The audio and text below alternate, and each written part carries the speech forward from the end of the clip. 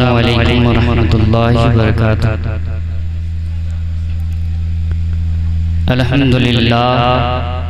अल्हम्दुलिल्लाहि रब्बिल आलमीन वल आक़िबतु लिल मुत्तक़ीन वस्सलातु वस्सलामु अला रसूलिहिल करीम।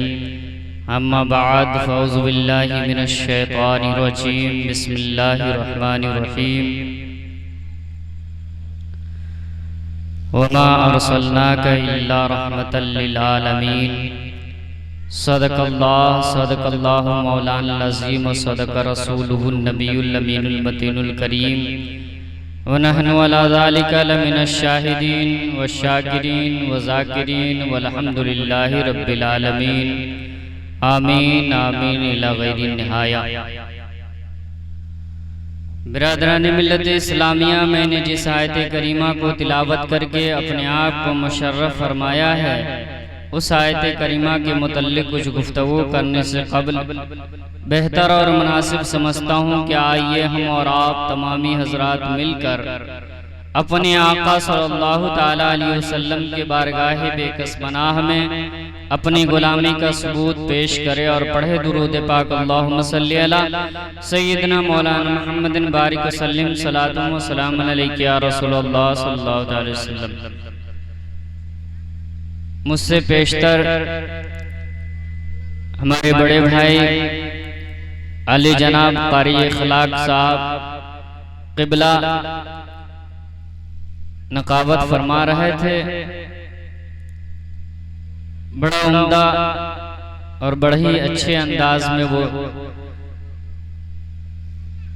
नकाबत कर रहे थे, हम और आप समाअत कर रहे थे और हमारे दीगर उलमाए कराम भी आपके दरमियान वाज़ो नसीहत किए और इंशाअल्लाह हमारे बाद भी वाज़ो नसीहत करेंगे। मैं भी हाजिर आया ताकि इस महफिल पाक में जब इन उलमाए कराम का और आप लोगों का तज़किरा हो तो मेरा भी नाम उसमें दर्ज हो जाए। चूँकि ये महफिल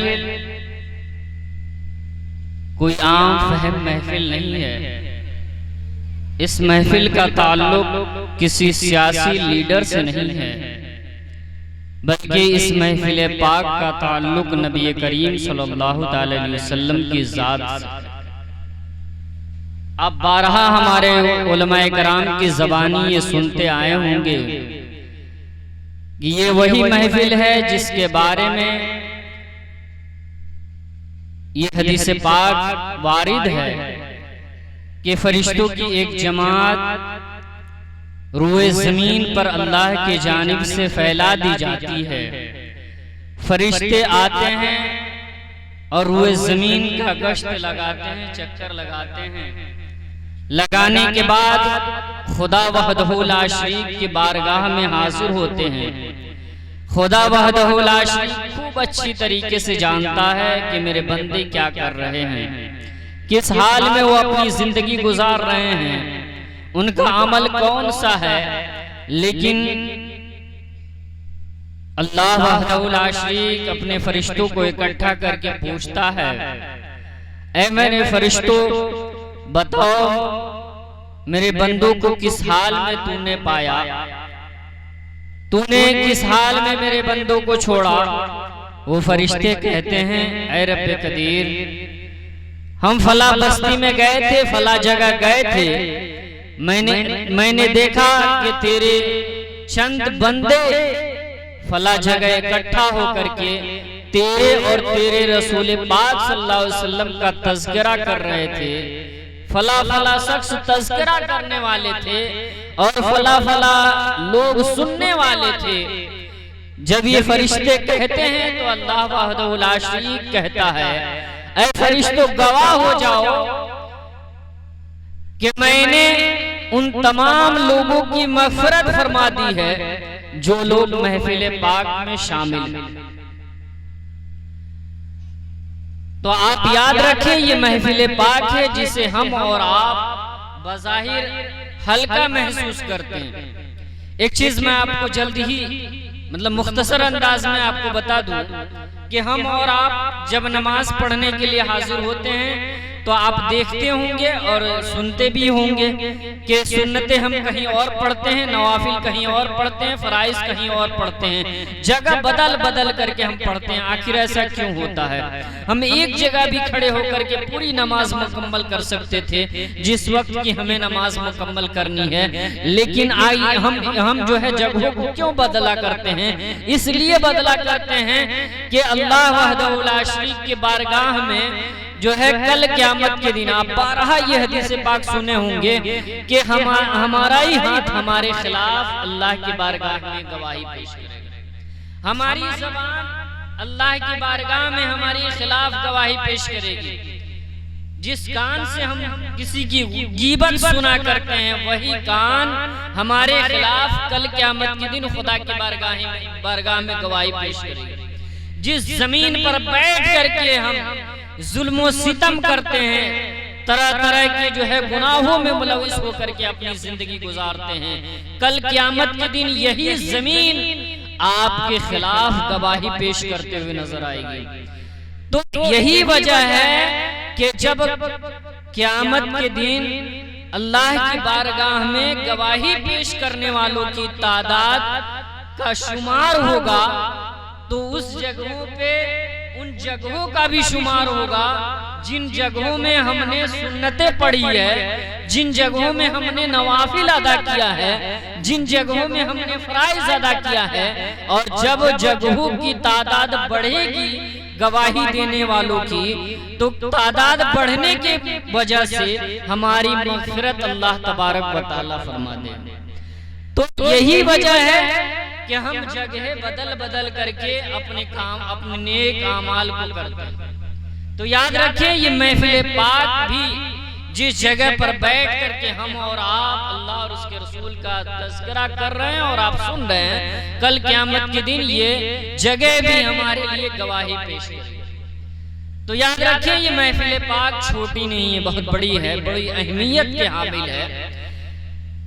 बताना ये है कि इस महफिल का ताल्लुक नबी करीम सल्लल्लाहु तआला अलैहि वसल्लम की यौम पैदाइश से, नबी करीम सल्लल्लाहु तआला अलैहि वसल्लम की पैदाइश से इस महफिल का ताल्लुक है।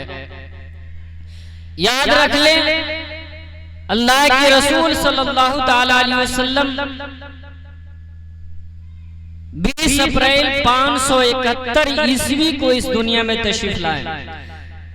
आप इस तारीख को याद कर लें कि हम में से हर शख्स अपनी तारीख पैदाइश को याद रखते हैं। इसी तरीके से हमारी और आपकी ये जिम्मेदारी है कि हम और आप अल्लाह के रसूल सल्लल्लाहु अलैहि वसल्लम की भी तारीख पैदाइश याद रखें।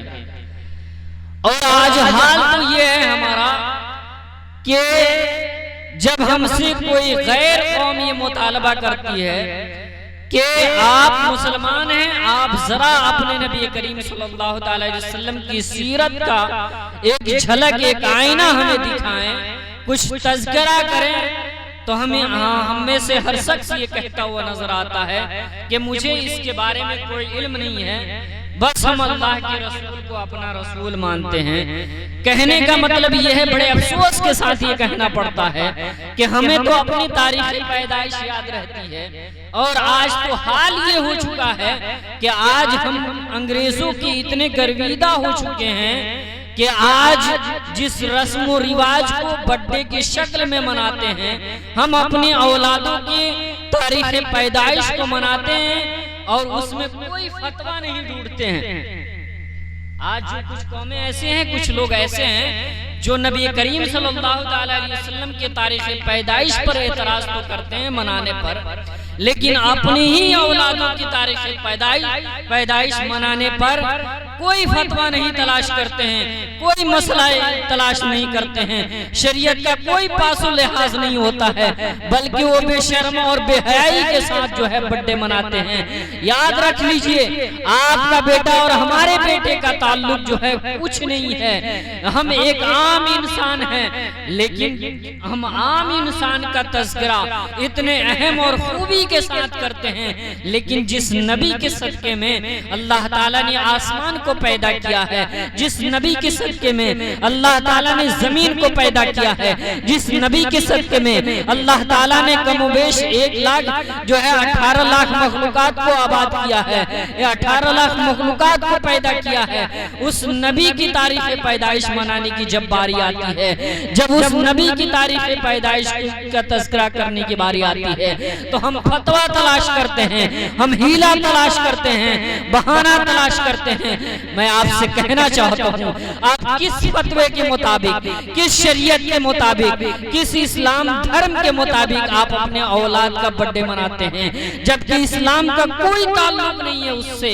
क्या आप हद ये है कि इसका ताल्लुक अंग्रेजों से है, इसका ताल्लुक ईसाइयत से है, इसका ताल्लुक इस्लाम से बिल्कुल नहीं है, फिर आप जो है इसको आसानी के साथ जश्न मनाते हैं जब अपने औलाद की बारी आती है। लेकिन जब नबी की बारी आती है तो हम बहाना तलाश करते हैं। कुछ लोग ये कहते हैं कि नबी करीम सल्लल्लाहु ताला अलैहि वसल्लम की तारीख पैदाइश जो है 12 रबीउल अव्वल नहीं बल्कि 9 रबीउल अव्वल है। कुछ लोग ये कहते हैं कि नबी जो है नबी करीम सल्लल्लाहु ताला अलैहि वसल्लम की तारीख पैदाइश 12 को है या 9 को है, तो वहीं लगे ये भी कहते हैं कि नबी करीम सल्लल्लाहु ताला अलैहि वसल्लम का इस दौर से, इस दुनिया से ज़ाहिरी तौर पर जाना भी जो हुआ वो 12 रबीउल अव्वल ही को हुआ। फिर जो है हमें खुशी मनाने का कोई सबूत नहीं मिलता है। मैं ये कहना चाहता हूँ, हमारा इस्लाम इस बात का इजाज़त देता है, हमारा शरीयत इस बात को करने का हुक्म देता है। आप जरा नजरें उठा करके देखें, तारीख का जायजा करके देखें। हर हाजी जब हज करने जाता है वो सफा और मरवा की सही करता है। आइए आपको मैं बताना चाहता हूँ, सफा और मरवा की सही किसने किया है?